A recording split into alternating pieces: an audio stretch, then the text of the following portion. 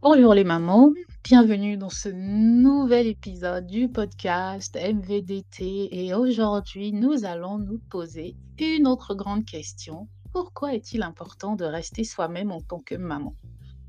Et qu'est-ce que c'est que rester soi-même? Rester soi-même, c'est garder notre singularité, notre personnalité, notre identité. Comment s'identifier?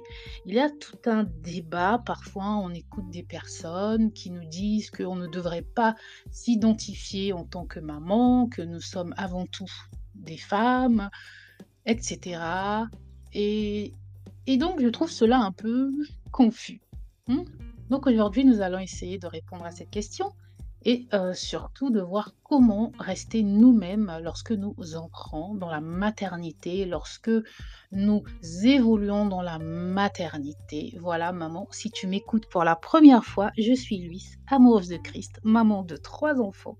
Et aujourd'hui, je t'embarque pour répondre à cette grande ou petite question, c'est toi qui verras. Comment rester moi-même en tant que mère?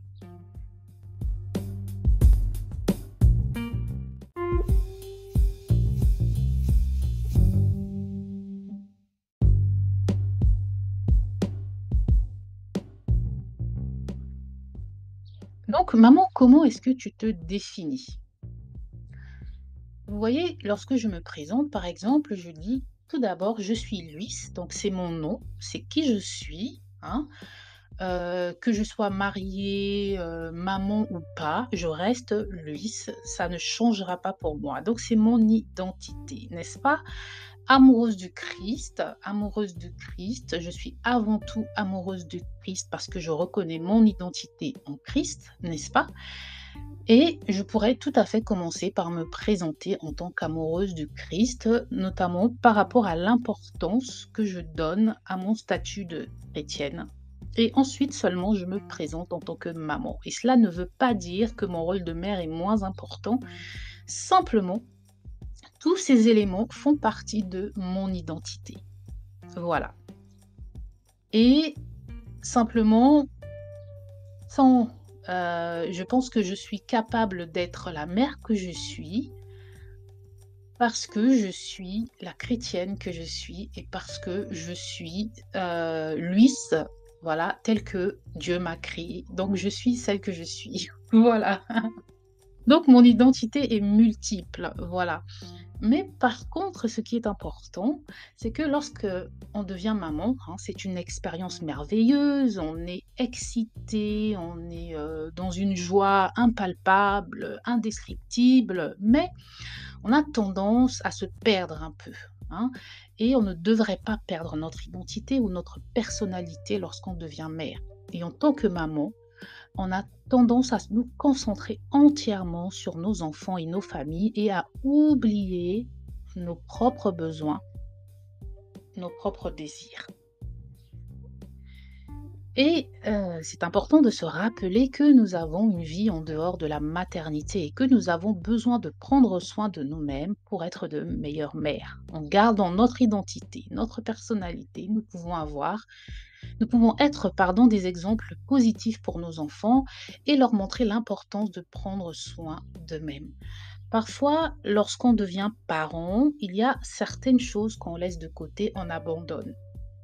Oui, on peut abandonner des carrières, on peut abandonner des rêves, on peut abandonner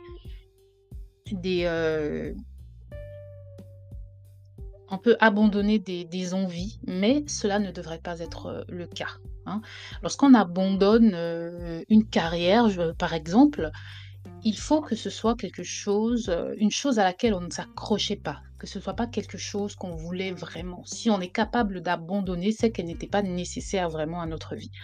Mais, ce ne serait pas correct un jour de dire à nos enfants: «Après tout ce que j'ai sacrifié pour toi, j'aurais voulu faire de la peinture et je ne pouvais pas faire de la peinture à cause de toi». Non! Je donne un exemple, hein. Donc si maman, tu aimes faire de la peinture, rien ne t'empêche dans tes moments de détente, de trouver le temps de pouvoir peindre, de trouver, le moyen de le faire, hein. Si tu cherches bien, il y a toujours un moyen de pouvoir te sentir bien. Ne pas se concentrer totalement sur nos enfants, ça ne veut pas dire les négliger, ça veut dire aussi se rappeler que autant eux, ils ont besoin de se réjouir, de se détendre, de se distraire, autant nous aussi, nous en avons besoin. Parfois, lorsqu'on devient maman, nos distractions sont les mêmes que celles de nos enfants et ce ne sont pas forcément les top distractions dans notre liste de distractions. Est-ce que vous voyez ce que je veux dire? Parce que vos enfants aiment aller au parc, parce que vos enfants aiment aller dans des parcs d'attractions, aiment aller à la piscine. Du coup, vous faites tout avec eux et depuis des années, vous faites la même chose et vous ne prenez pas le temps d'aller peut-être au musée parce que vous préférez aller au musée quand vos enfants, eux, détestent les musées. Vous préférerez aller regarder un film au cinéma alors que vos enfants sont insupportables au cinéma.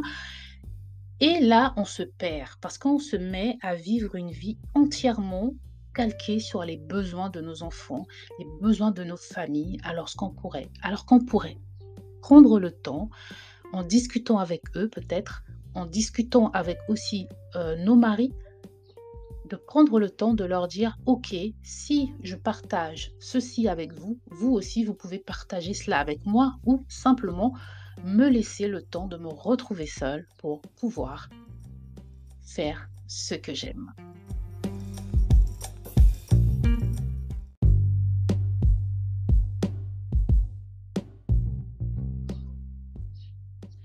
Donc, bien sûr, il y a des choses qu'on est obligé de changer lorsqu'on devient parent. On ne peut pas avoir la même vie que lorsque nous n'avions pas des enfants. Nos décisions, nos comportements, tout notre être, en fait, doit être modelé autour de nos enfants parce qu'on doit les protéger, on doit les enseigner, les éduquer. Donc il y a aussi des choses que nous devons abandonner, hein, lorsque nous devenons mères, certaines mauvaises habitudes, certains comportements peuvent nuire à nos enfants ou à notre famille. Mais ça ne signifie pas que nous devons abandonner tout ce qui nous définit en tant qu'individus. Nous devons nous rappeler que chacun a son propre contexte et sa propre réalité et que ce qui fonctionne pour une personne ne peut pas fonctionner pour une autre, hein. Pas toujours en tout cas. Et nous devons être fidèles à nous-mêmes et suivre notre propre chemin dans la maternité. N'est pas nécessaire de regarder les mamans d'à côté et de vouloir calquer leur réalité à la nôtre. Il n'est pas toujours nécessaire en fait de suivre les modes. Je pense que j'en ai parlé dans certains podcasts précédents. Il n'est pas nécessaire de suivre les modes et de toujours se poser la question, est-ce vraiment nécessaire? Voilà, pourquoi est-ce que je dois faire A, B, C, D alors que je pourrais faire E, F, G, H, et cetera. Est-ce que vous voyez? Et parfois, on n'est pas obligé de commencer par le début de l'alphabet. On peut commencer au milieu et remonter, faire le sens inverse. Voilà.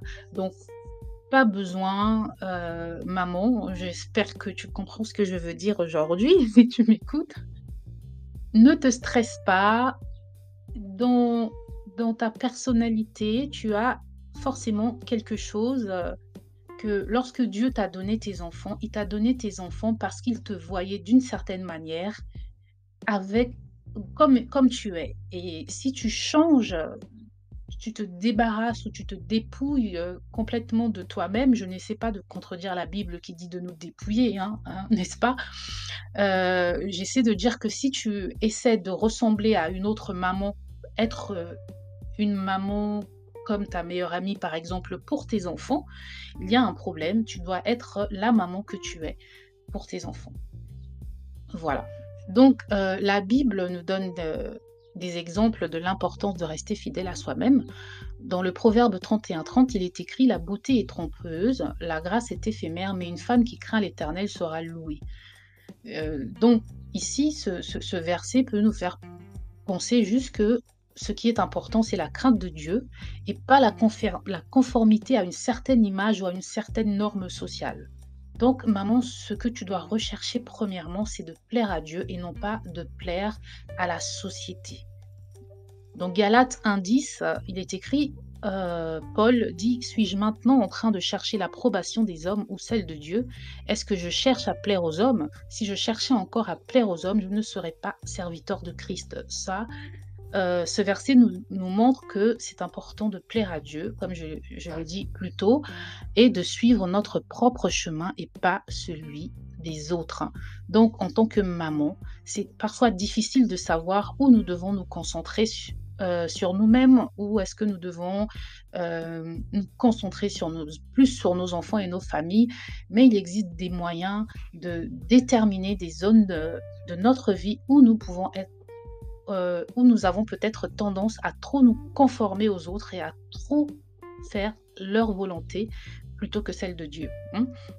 Donc pour cela, j'ai parlé la dernière fois du modèle SWOT, hein, de se poser et d'essayer de voir quelles sont vos forces, vos faiblesses, et opportunités, menaces, voilà, c'est, ce modèle SWOT-là. Vous pouvez repartir sur des précédents podcasts que je vous mettrai en description, mais c'est vraiment de pouvoir identifier les domaines où nous sommes forts, où nous devons continuer à nous concentrer sur nous-mêmes, et les domaines où nous sommes faibles et où nous pouvons peut-être être plus attentifs à nos enfants et à notre famille pour pouvoir rétablir un équilibre.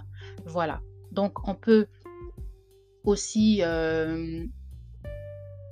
voir au niveau des opportunités, voilà, que nous avons peut-être de prendre peut-être un peu plus soin de nous-mêmes, comme de faire de l'exercice, de passer du temps avec des amis, de poursuivre des passions, personnelles, voilà. Et nous pouvons être conscients des menaces qui pourraient nuire à notre capacité à rester fidèles à nous-mêmes, comme les pressions sociales ou la comparaison avec d'autres mamans.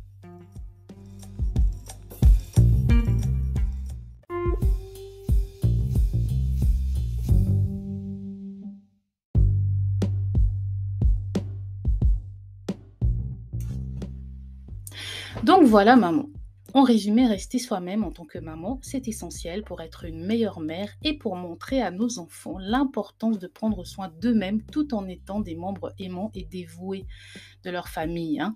Ne soyons pas ces parents qui reprochons à nos enfants que nous nous sommes sacrifiés, que nous avons abandonné tout notre être pour être les meilleurs parents du monde, alors qu'ils ne nous ont rien demandé. Nous ne devons pas abandonner tout ce qui nous définit en tant qu'individu, mais plutôt nous concentrer sur les domaines où nous sommes forts et où nous pouvons prendre soin de nous-mêmes tout en étant conscients des domaines où nous devons peut-être être plus attentifs à nos enfants et à notre famille. Nous pouvons être inspirés par la Bible, n'est-ce pas, qui nous parle de l'importance de rester fidèles à nous-mêmes et surtout de connaître notre identité. C'est important de connaître notre identité. Maman, comment te définis-tu? Comment te définis-tu en tant que femme, en tant que chrétienne, si tu es chrétienne, en tant que mère? Tout cela fait partie de ton identité. On ne te demande pas de choisir l'une d'entre ces différentes identités, mais rétablir un équilibre entre toutes ces identités. Donc voilà, maman, j'espère que ce message va t'aider. Je vais vous laisser car ma fille tourne autour de moi depuis tout à l'heure. J'espère que ça n'a pas été trop enregistré, mais en tout cas, merci et je vous dis à la prochaine fois pour un nouvel épisode de Maman vous dit tout. Ciao!